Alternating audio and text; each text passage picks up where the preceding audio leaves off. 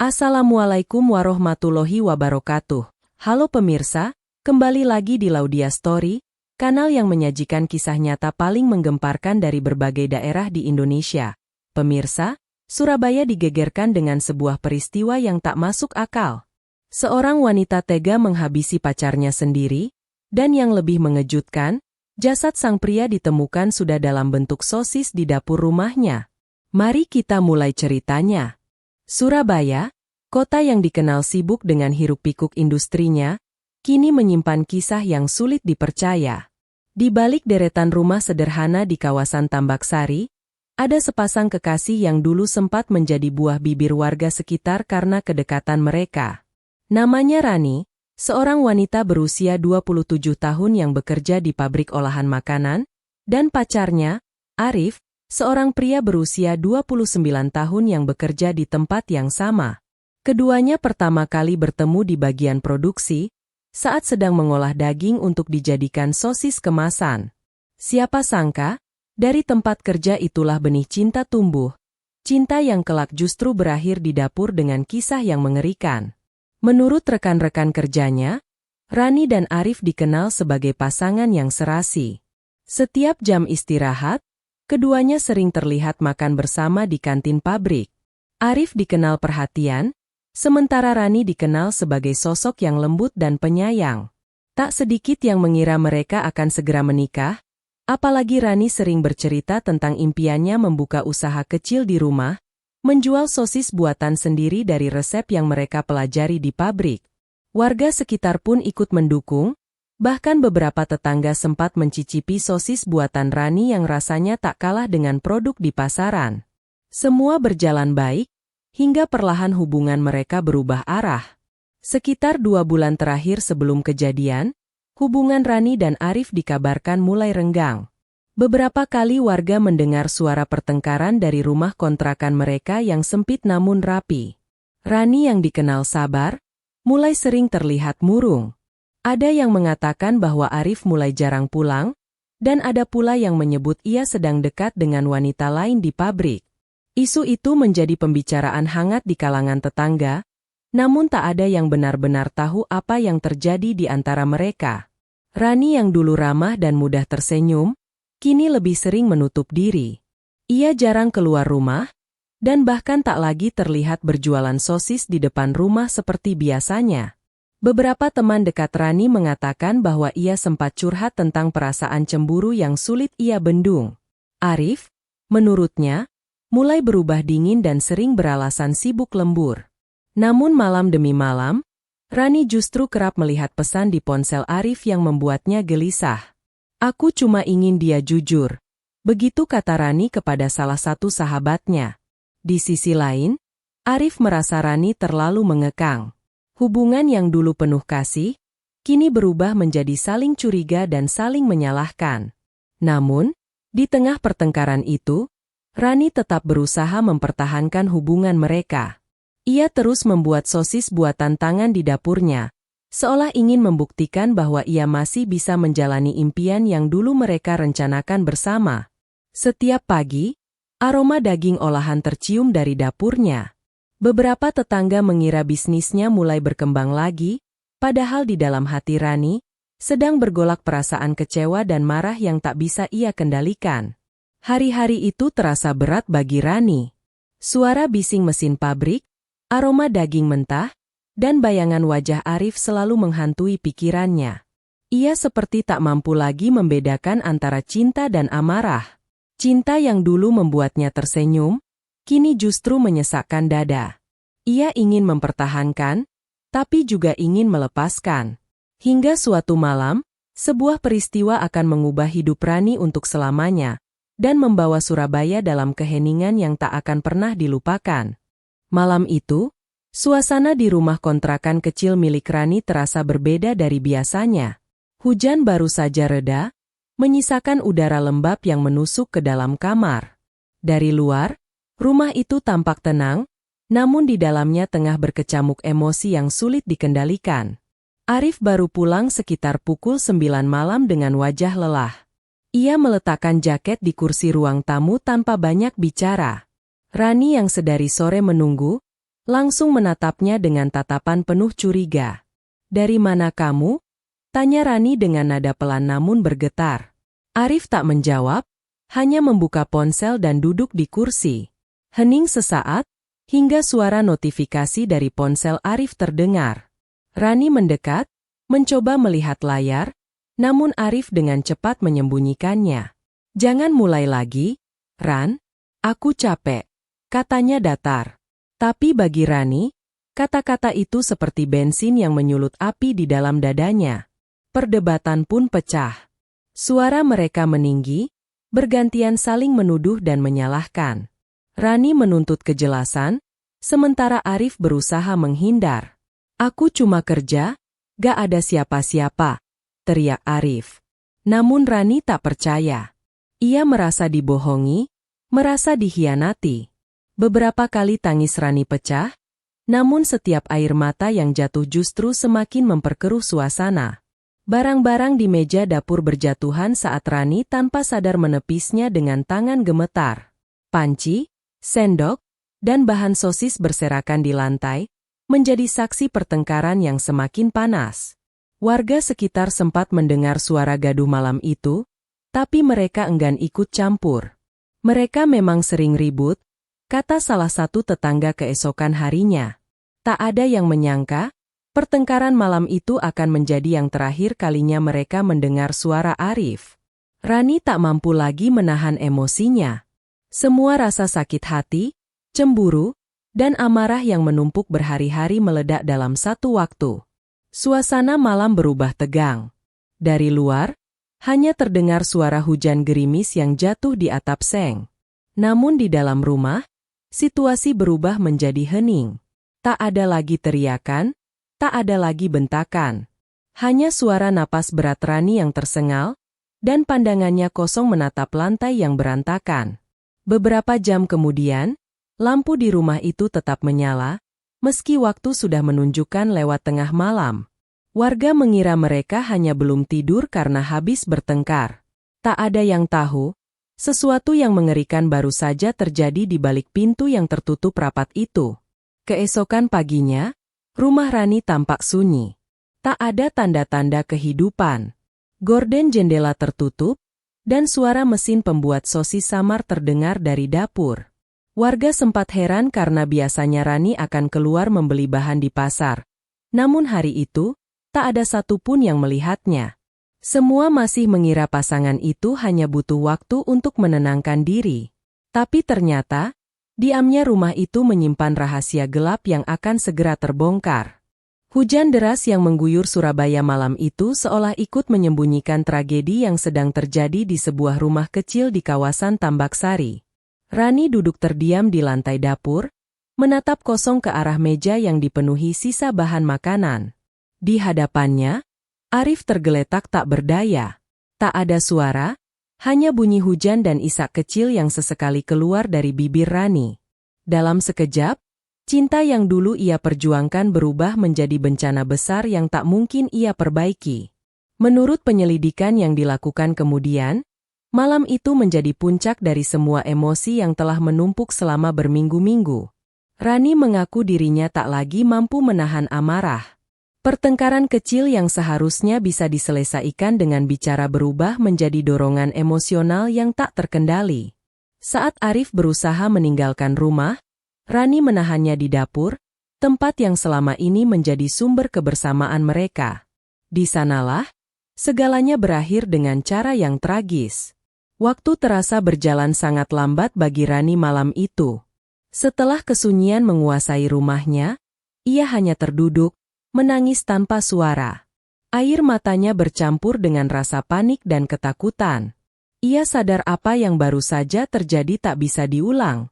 Tapi di balik rasa bersalah itu, pikirannya mulai kacau. Ia takut, bingung, dan tak tahu harus berbuat apa. "Aku cuma ingin dia berhenti menyakiti aku." Begitu pengakuannya di depan penyidik beberapa hari setelah penangkapan. Di tengah kepanikan, Rani melakukan sesuatu yang tak terpikirkan oleh siapapun. Ia menutup semua jendela, menyalakan mesin pembuat sosis, dan duduk di depan dapur dalam diam panjang. Entah apa yang ada di pikirannya saat itu, tapi menurut polisi, tindakan yang diambil Rani malam itu bukan hanya untuk menyembunyikan bukti, melainkan juga hasil dari tekanan emosi yang membuatnya kehilangan arah. Ia mencoba menenangkan diri, namun setiap kali melihat ke arah Arif, rasa takutnya semakin menjadi-jadi. Sementara itu, hujan di luar rumah makin deras. Warga sekitar sudah terlelap, tak ada yang curiga dengan apa yang tengah terjadi di rumah kecil itu. Waktu menunjukkan pukul 2 dini hari saat akhirnya semua lampu di rumah Rani padam. Malam itu menjadi malam yang panjang, sunyi, dan dingin, malam yang kelak dikenang warga Surabaya sebagai malam di mana cinta berubah menjadi kisah kelam di dapur kecil milik seorang wanita yang tak lagi bisa mengendalikan dirinya. Keesokan harinya, Rani tak masuk kerja. Pihak pabrik sempat mencoba menghubungi, tapi teleponnya tak aktif. Sejak saat itu, bayangan tenang seorang wanita pembuat sosis yang dulu dikenal lembut itu tak pernah lagi terlihat. Tak ada yang tahu bahwa di balik pintu rumahnya yang tertutup rapat, rahasia kelam baru saja lahir dari malam yang diselimuti amarah dan penyesalan. Beberapa hari setelah malam hujan itu, rumah kontrakan kecil di gang sempit kawasan Tambak Sari mulai menarik perhatian warga. Aroma aneh tercium dari arah dapur rumah Rani. Awalnya, warga mengira bau itu berasal dari bahan makanan yang busuk. Namun semakin hari, aroma tersebut makin menyengat, seolah datang dari sesuatu yang jauh lebih janggal. Pintu rumah tetap tertutup rapat, gorden tak pernah dibuka, dan suara dari dalam rumah nyaris tak terdengar. Padahal sebelumnya, setiap pagi selalu terdengar suara mesin pembuat sosis dari dapur Rani, tanda ia sedang bekerja seperti biasa. Beberapa tetangga sempat mencoba memanggil, tapi tak ada jawaban. Rani seolah lenyap. Ada yang menduga ia sedang pergi ke luar kota, tapi motor kesayangannya masih terparkir di depan rumah. 2 hari kemudian, seorang warga yang tinggal di seberang rumah mulai curiga. Saat lewat di depan rumah itu, ia melihat ada cairan aneh yang menetes dari celah pintu belakang menuju selokan. Warnanya kecoklatan dan menimbulkan bau tak sedap. Ia pun melapor ke ketua RT, yang kemudian memutuskan untuk mendatangi rumah tersebut bersama beberapa warga lain. Saat pintu diketuk berulang kali, akhirnya terdengar suara lirih dari dalam. "Ada apa?" ujar Rani pelan, suaranya terdengar gemetar.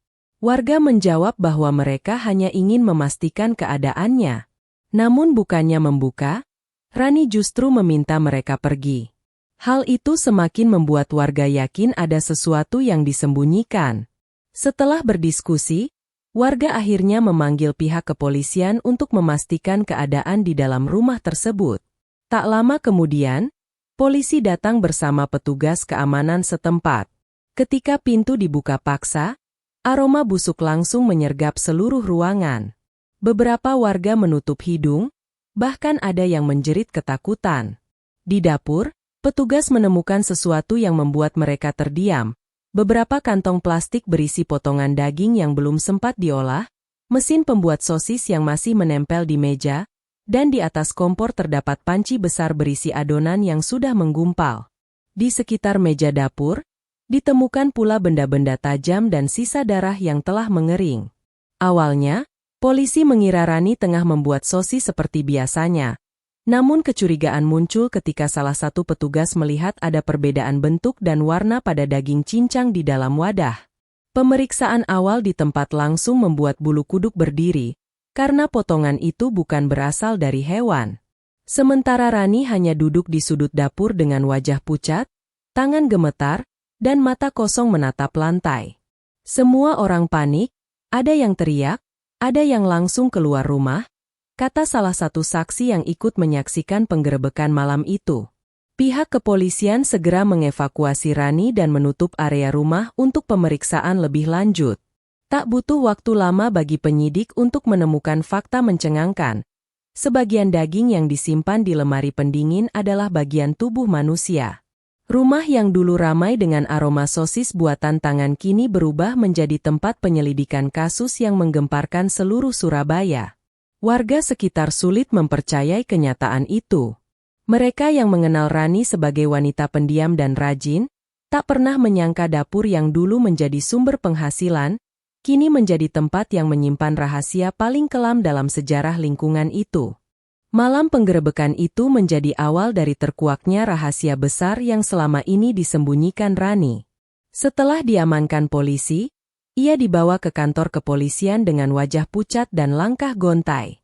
Di ruang interogasi, Rani hanya terdiam lama. Tatapannya kosong, sesekali menunduk, lalu menangis pelan. Petugas berulang kali mencoba menenangkannya sebelum akhirnya, di tengah keheningan, Rani mulai membuka suara. "Aku nggak bermaksud, semuanya terjadi begitu cepat," katanya lirih. Menurut keterangan resmi polisi, pengakuan Rani mengejutkan semua pihak. Ia mengaku bahwa malam pertengkaran itu, dirinya kehilangan kendali. Arif disebut sempat mendorongnya hingga hampir terjatuh ke meja dapur. Dalam kondisi panik dan emosi memuncak, Rani melakukan hal yang tak bisa ia kendalikan. Setelah itu, rasa takut menguasai pikirannya. Ia bingung, takut dihukum, takut dianggap pembunuh. Dalam kebingungan itu, pikirannya melompat ke ide gila yang bahkan sulit dipercaya. Ia berusaha menghilangkan jejak dengan cara yang ia tahu, mengolah daging, seperti pekerjaannya sehari-hari di pabrik. Polisi yang mendengar pengakuan itu sempat terdiam. Semua terasa tidak masuk akal, namun bukti di lapangan mendukung apa yang diucapkan Rani. Mesin pembuat sosis di rumahnya masih hangat saat penggerebekan, dan beberapa adonan yang ditemukan terbukti mengandung DNA milik Arif.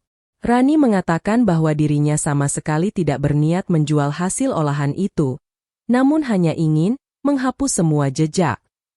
Ia sendiri mengaku ketakutan dengan apa yang telah ia lakukan, hingga memilih berdiam diri di rumah selama berhari-hari, tanpa makan dan tanpa tidur. Pihak kepolisian kemudian membawa Rani untuk menjalani pemeriksaan kejiwaan di rumah sakit. Namun sebelum itu, ia sempat berkata kepada salah satu penyidik wanita, "Aku hanya ingin dia berhenti menyakiti aku, tapi sekarang justru aku yang menyakiti semuanya." Kalimat itu menjadi sorotan media lokal yang menulis kasus ini dengan judul besar, "Tragedi Dapur Tambak Sari." Sementara itu, warga sekitar belum bisa menerima kenyataan. Beberapa di antara mereka menangis saat melihat rumah Rani diberi garis polisi. "Dia itu orangnya halus, sering nyapa. Saya nggak nyangka," kata seorang ibu yang tinggal di sebelah rumah. Banyak yang tak percaya bahwa wanita yang dulunya dikenal lembut dan suka menolong bisa melakukan sesuatu yang begitu kejam. Tapi di balik semua keterkejutan itu, tersimpan rasa iba, karena mereka tahu, di balik wajah Rani yang kini terpampang di televisi, ada kisah tentang luka batin, tekanan hidup, dan cinta yang berubah menjadi bencana. Kasus ini langsung viral di berbagai media. Foto rumah kontrakan sederhana dengan tulisan, "Dilarang masuk dalam penyelidikan," menjadi pemandangan yang ramai dibicarakan. Polisi terus mendalami motif dan latar belakang tindakan Rani. Namun satu hal yang pasti, malam itu di Surabaya menjadi catatan kelam bagaimana cinta yang diliputi amarah dapat menjerumuskan seseorang pada tindakan yang tak lagi bisa disebut manusiawi. Sehari setelah penangkapan Rani, suasana di gang kecil tempatnya tinggal berubah mencekam. Pagar rumah kontrakannya dipasangi garis polisi, sementara warga berdiri di kejauhan dengan wajah penuh tanda tanya. Tak ada yang menyangka bahwa rumah sederhana yang dulu harum dengan aroma sosis buatan Rani kini berubah menjadi lokasi penyelidikan kasus paling mengerikan yang pernah terjadi di lingkungan mereka. Sejumlah wartawan datang meliput, menyorot setiap sudut rumah, sementara warga hanya bisa menatap dari balik pagar dengan campuran rasa takut dan penasaran.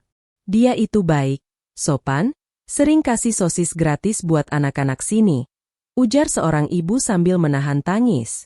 Warga sekitar mengenal Rani sebagai perempuan yang tertutup namun rajin bekerja. Tak pernah ada masalah besar, tak pernah ada perilaku aneh yang mencolok. Arif pun dikenal ramah dan sering membantu tetangga memperbaiki barang-barang kecil di rumah. Tak ada satupun yang menyangka bahwa hubungan mereka menyimpan bara konflik yang begitu dalam hingga berujung pada tragedi mengerikan. Seiring penyelidikan berlangsung, polisi menemukan banyak hal yang mengejutkan. Di kamar Rani, ditemukan buku catatan berisi curahan hati yang menunjukkan tekanan batin yang berat. Beberapa halaman di dalamnya berisi tulisan tentang rasa sakit karena dikhianati, dan tekadnya untuk tidak ingin disakiti lagi. Kalimat-kalimat itu menjadi potongan puzzle yang memperjelas bagaimana keadaan emosional Rani sebelum malam kejadian. Namun bagi warga, semua itu tetap sulit dipercaya. Kami pikir dia cuma stres kerja, tapi bukan sampai seperti itu, kata Ketua RT setempat saat diwawancara media. Beberapa hari berikutnya, rumah Rani menjadi lokasi yang dihindari warga.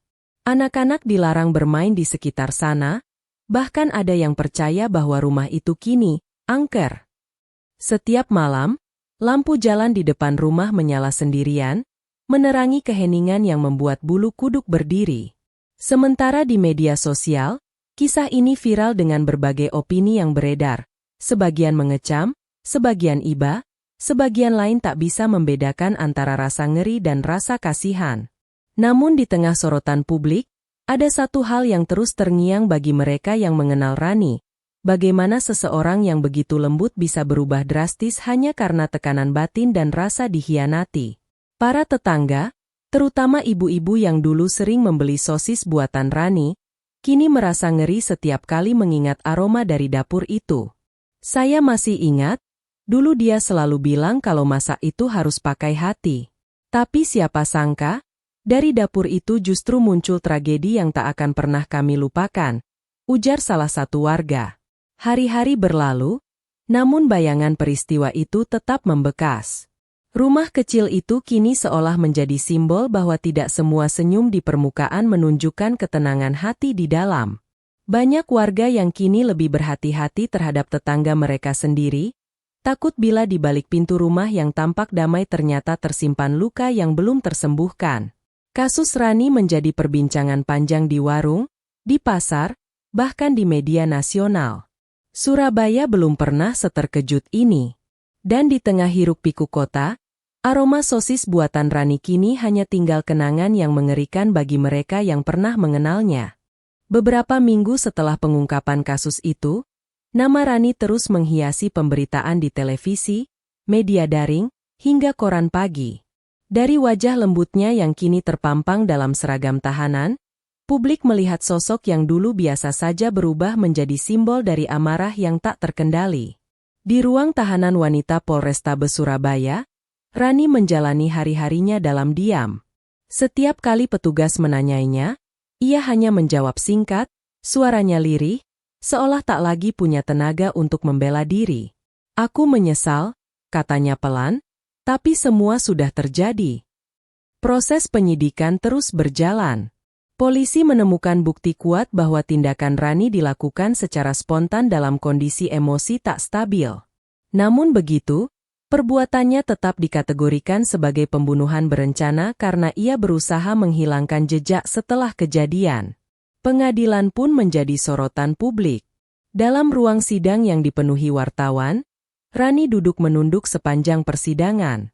Tak sekalipun ia menatap para juri atau keluarga Arif yang hadir dengan wajah muram. Setiap kalimat tuntutan dibacakan dengan nada tegas, sementara Rani hanya menggenggam tangannya erat, mencoba menahan air mata yang terus menggenang. Di luar ruang sidang, warga masih ramai membicarakan kasus ini. Ada yang mengutuk, ada yang merasa iba, dan ada pula yang menjadikannya pelajaran. Cinta itu bisa jadi bencana kalau tidak dijaga dengan hati yang tenang, ujar seorang warga di sekitar tempat kejadian. Banyak yang akhirnya menyadari bahwa di balik kisah cinta yang tampak indah, seringkali tersembunyi tekanan, rasa takut, dan perasaan terjebak yang tak terlihat oleh siapapun. Hingga akhirnya, vonis dijatuhkan. Hakim memutuskan Rani bersalah dan menjatuhkan hukuman penjara selama 20 tahun. Ruangan mendadak hening saat keputusan dibacakan. Rani menunduk, menangis pelan tanpa suara. Tak ada teriakan, tak ada pembelaan, hanya air mata penyesalan yang jatuh di meja sidang. Ia sadar, semua yang pernah ia perjuangkan kini hilang. Cinta yang dulu ia jaga, kini berubah menjadi beban yang akan ia pikul sepanjang hidupnya. Setelah persidangan usai, Rani sempat berkata pada wartawan dengan suara bergetar, "Aku tidak ingin orang lain seperti aku. Jangan biarkan amarah mengalahkan akal." Kalimat itu menjadi kutipan yang viral di banyak media. Sebuah pengingat dari seorang wanita yang terjebak antara cinta, luka, dan penyesalan. Rumah kontrakan tempat tragedi itu terjadi kini kosong. Garis polisi telah dicabut, namun tak ada satupun yang berani menempatinya. Setiap kali orang lewat di depan rumah itu, mereka selalu memperlambat langkah. Bukan karena takut pada arwah, tapi karena mereka tahu di dalam rumah itu pernah hidup dua orang yang saling mencintai, lalu hancur karena kehilangan kendali atas perasaan sendiri. Surabaya pun menutup kisah ini dengan duka dan pembelajaran besar. Cinta sejati bukan hanya tentang rasa memiliki, tapi juga tentang kemampuan untuk menahan diri, untuk memaafkan, dan untuk pergi sebelum amarah mengubah segalanya menjadi tragedi. Kini, Rani menjalani hari-harinya di balik jeruji, sementara Arif hanya tinggal kenangan di balik cerita pilu yang mengguncang kota. Sebuah kisah yang menjadi peringatan bagi siapapun, bahwa cinta tanpa kendali bisa menjadi senjata paling mematikan.